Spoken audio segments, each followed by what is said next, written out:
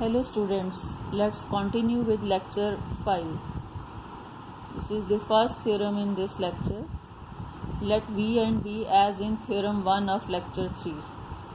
That means V is a finite dimensional vector space over a field F and B is a weakly closed set in LV. I show you theorem 1 of lecture 3.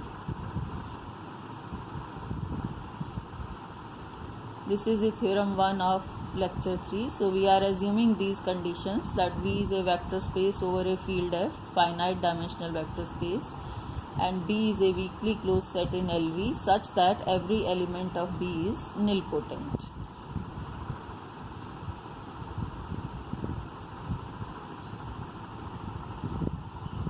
So then there exists a basis B for V such that for every T in the weakly closed set B, matrix of T in the basis B is nil triangular matrix.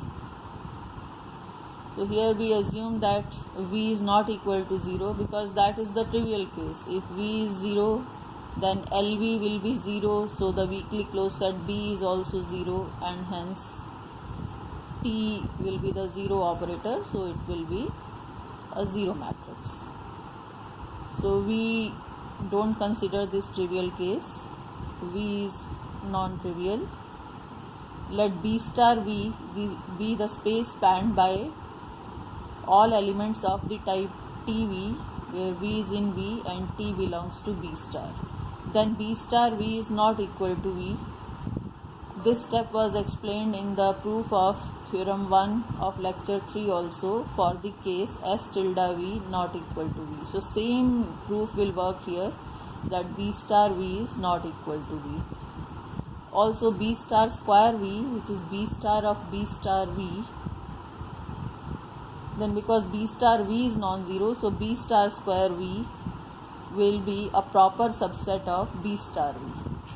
This proof will follow exactly on these lines, that B star V is not equal to V. So this gives us a properly descending chain of subspaces of V.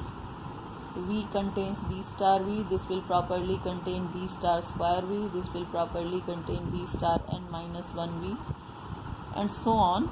And the last is B star n V is equal to 0, because theorem 1 says that B star is nilpotent, so B star to the power n will be 0 for some positive integer n, and hence B star n V is 0.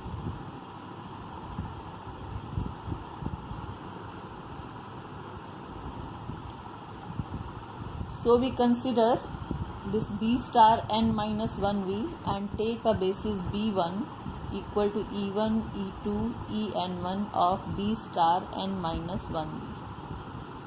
Now this B1 is a linearly independent subset of B star n minus 2V, so we can extend this to form a basis B2 consisting of the vectors E1, E2, En1, En1 plus 1 up to En1 plus N2 of the space B star n minus 2V. Now this B2 is again a linearly independent subset of B star n minus 3V.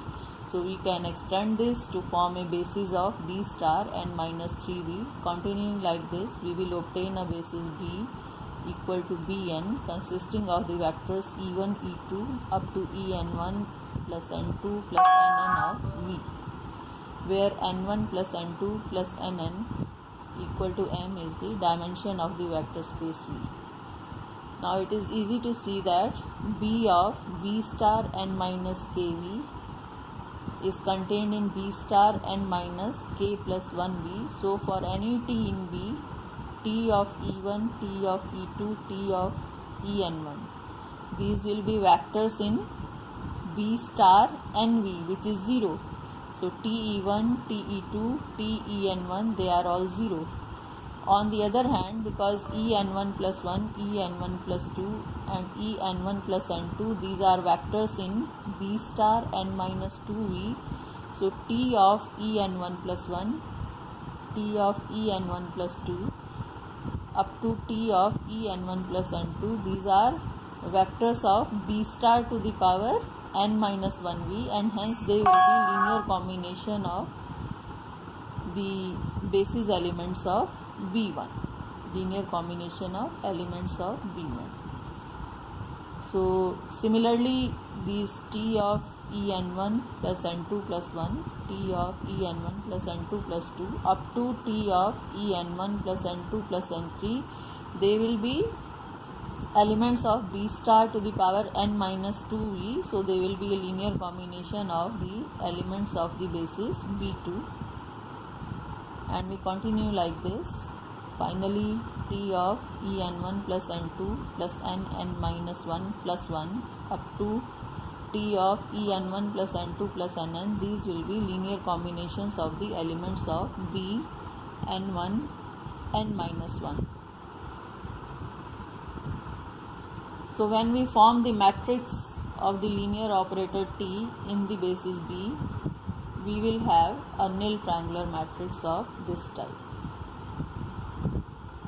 So this completes the proof of the theorem.